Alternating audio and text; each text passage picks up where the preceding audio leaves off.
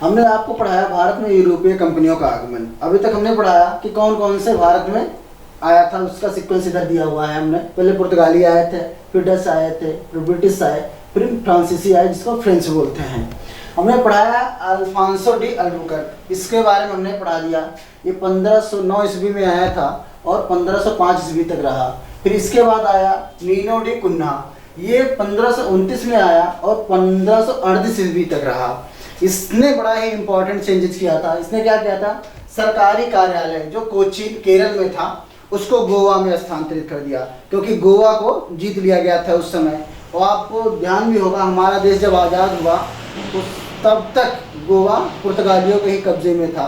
एक ऑपरेशन करके उनको यहाँ से भगाया गया था, ये छोड़ने के लिए राजी नहीं हुए थे क्योंकि ये बड़े चुट्टे टाइप के थे। ये आए थे 1529 ईस्वी में नीनो डी कुन्हा।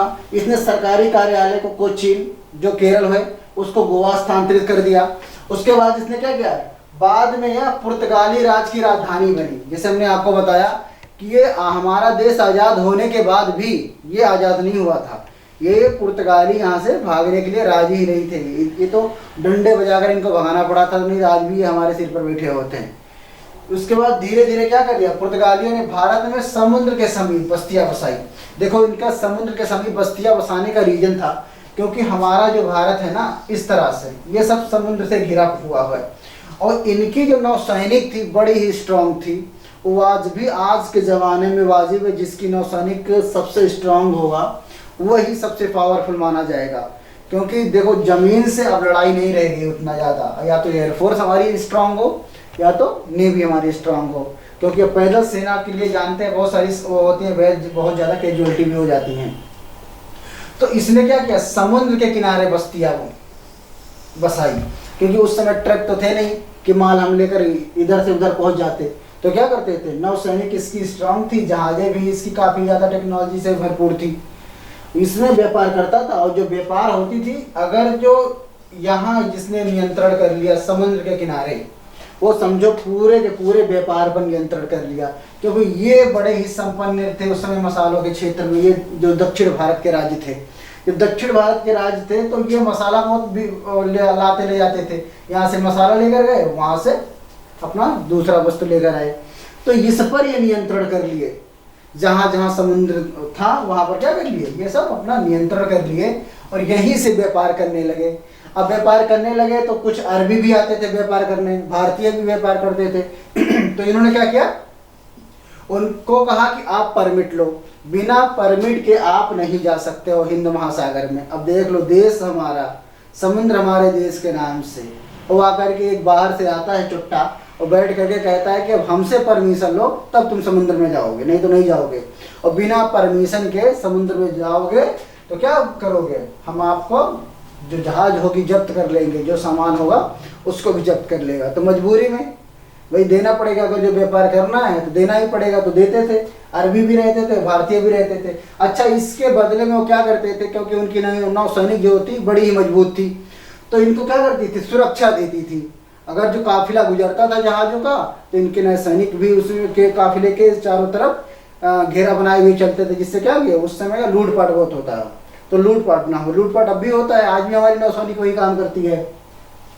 तो सबसे महत्वपूर्ण बस्ती इन्होंने बंगाल में बसाई थी, जो हुगली थी।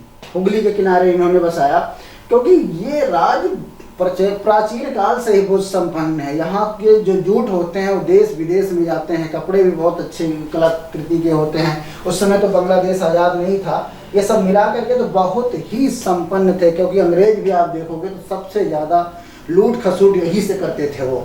तो यहाँ से ही उसने क्या किया, हुगली में भी एक बस्ती बसाई उसने, जो सबसे महत्वपूर्ण थी।